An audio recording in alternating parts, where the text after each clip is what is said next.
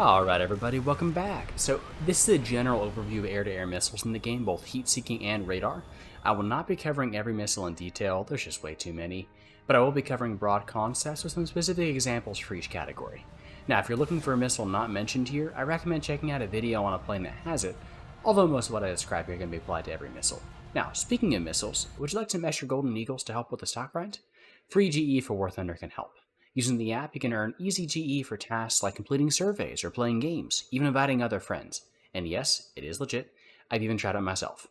You can use my referral code 7KVGK to get a starting bonus of 10 Golden Eagles, so what are you waiting for? Download now at the link in the description and start earning Golden Eagles today. Now, back to missiles. First things first, a few controls that are universal across missiles. Now, weapon lock air-to-air is used to warm up all missiles, radar and IR alike.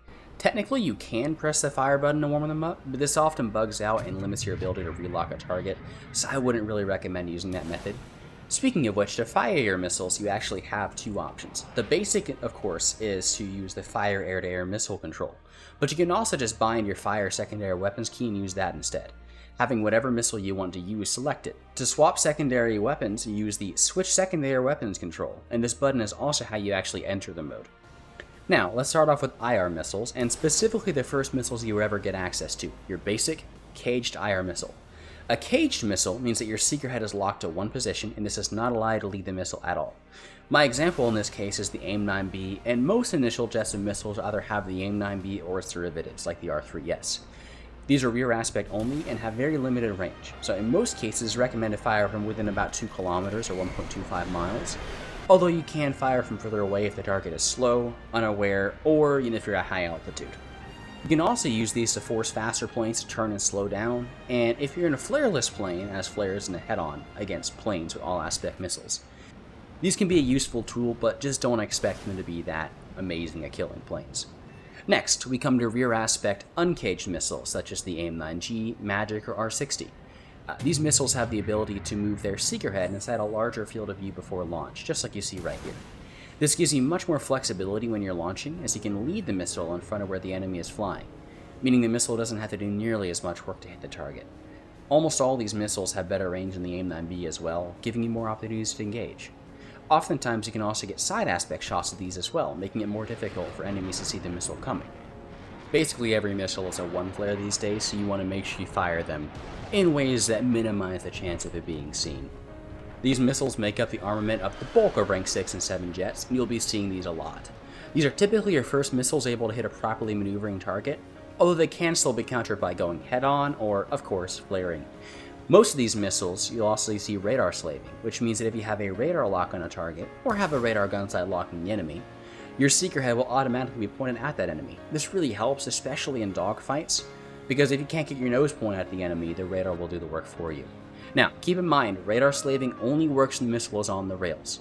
That is how the missile actually has a link to the aircraft. Once it is off the rails, these missiles have no data link, they have no way to communicate with the aircraft, so this does not mean that you can just fire it willy-nilly, because you will team kill. It also does not mean that they are more flare resistant, so just keep that in mind. Next on the list we have all-aspect missiles, which essentially all the new top-tier planes and some lower battle rating planes, like the A-10 and the SC-25, have access to. Unlike the previous two types of missiles I've mentioned, these are not restricted to side or rear aspect, and they are all-aspect. These missiles can lock most targets at a minimum of 2 kilometers frontally, and further if the target is afterburning, which increases the heat signature. With most top-tier planes, you can probably get a lock at around 6 to 10 kilometers away, depending on how good the missile is. Now, even though it can be used front aspect, that doesn't mean I actually recommend it. People are much more likely to flare missiles that are easily seen, and, well, if you're right in front of their face, it's pretty obvious. You can use their greater sensitivity to get shots from weird angles, for example, above and ahead of them, where someone is not likely to be looking. That's the real strength of these all-aspect missiles, not necessarily just being able to shoot them in a head-on. Depending on the missile, there is also the strategy of waiting to fire in a head-on until you're extremely close. The R60M, for example, does this very well.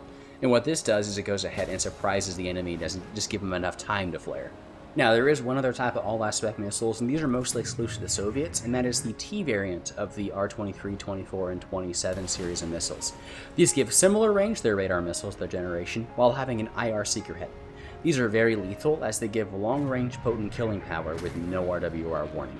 They're usually pretty flare resistant rear aspect as well, especially in the case of the R24 and the R27T at least. Now, in many cases I actually recommend running these over the radar version purely for the potential to get kills on unsuspecting targets. Now for radar missiles. The most basic of these are beam riding like the Fireflash found in the Swift F7. These can either be guided with a lock from your radar gun sight or by using the mouse, although personally I recommend disabling the gun sight and using the mouse as the sole guidance. When you fire the missile, the radar has a bad habit of picking up the missile instead of the enemy plane. Now, these are the very earliest radar missiles and they cannot pull very hard at all. In the case of the Fireflash, for example, it only pulls 2 Gs. These are good for killing bombers and maybe surprising people on head-ons, and that's just about it. Now, next we have what most trees start with, which is the basic semi-active radar homing or SAR missile, like the R3R, AIM-9C, or R530. Many of these early SAR missiles are literally IR missiles with a radar seeker strapped to them, and they use the pulse seeker head. Pulse missiles are able to more easily lock on to slow-moving or notching targets compared to their later missiles, but they will always be decoyed by any chaff popped. This includes if you're using a pulse missile on a jet with pulse Doppler, for example the R530F on the Mirage 2000. Even though the radar is locked onto the plane, the missile still sees the chaff and goes for it. For context, these missiles do not have data link, and they are guiding off of only radar reflections. Since pulse missiles have no way to differentiate between speeds, the strongest radar reflection is the chaff in this case. You should usually use these earlier ones in head-ons at higher altitudes where enemy aircraft can't pull as hard, although some of the more powerful pulse missiles like the AIM-9C or the R530F have use in dogfights as well, as long as the enemy doesn't chaff, of course. Next, we have SAR missiles with CW seeker heads. These notably include the Sparrow family. These missiles use the Doppler effect to distinguish between moving and non-moving radar returns. These non-moving radar returns have been filtered out. This gives them the ability to ignore ground clutter and chaff, provided the target is moving towards or away from you at a high enough speed. A practical example is like, for example, firing a missile at a target, which then deploys chaff.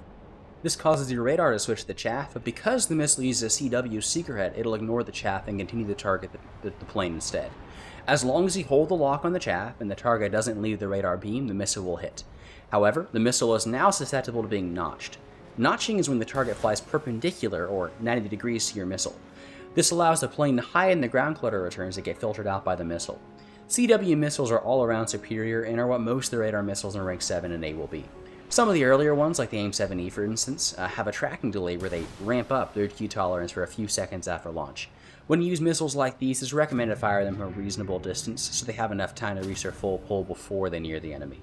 Later ones like the AIM-7F or the R27ER reach their full pull in like a second or less after launch, so they can be used in both short and long range engagements. I would still recommend using them beyond 3 kilometers or so to give them time to accelerate, but you can use them closer if need be. Now the final type of radar missile we have is the active radar homing missile. As of now, the only active missile in game is the AIM-54 Phoenix. In general though, these missiles have the advantage of having their own small radar on board, allowing them to guide themselves in once they're close enough. In the case of the Phoenix, you can either fire with a hard lock or a TWS lock, which is what is usually recommended. This doesn't warn the opponent that you have them locked, and gives you a little bit of a surprise advantage. The missile then receives guidance data from the plane's data link until it gets close, when it goes active and then homes in on the target by itself. These are usually intended to be used from farther away than semi-active radar missiles. In the case of the Phoenix, I'd actually recommend launching them from at least 40 to 50 kilometers away at least 8 kilometers of altitude, and that's roughly 26,000 feet. Preferably going at least Mach 1 as well. Once you think they're within about 16 kilometers or so from the enemy, feel free to break lock and they'll do the rest for you. The Phoenix, unlike later missiles like the AMRAAM, is not very capable of hitting maneuvering targets. These missiles were intended to hit bombers at extreme range, and we don't really have those in War Thunder. They're reasonably effective at surprising people at higher altitudes or killing unaware players at low altitude, but definitely do not rely on them for killing fighters. Finally, we have the manually guided missiles like the AA-20 Nord. These are controlled with a keyboard, and I actually recommend disabling relative control in your settings, as with it on, the missile will continue pulling even after you stop pressing your key. These are mostly good for killing bombers at larger distances, although they can be useful for surprising enemy fighters and head-ons at the last second launch. You can aim these like a rocket instead of actually guiding it then. In any case, I believe that is every missile type. If I did miss something, let me know down in the comments below. And I'll catch y'all next time, so peace y'all.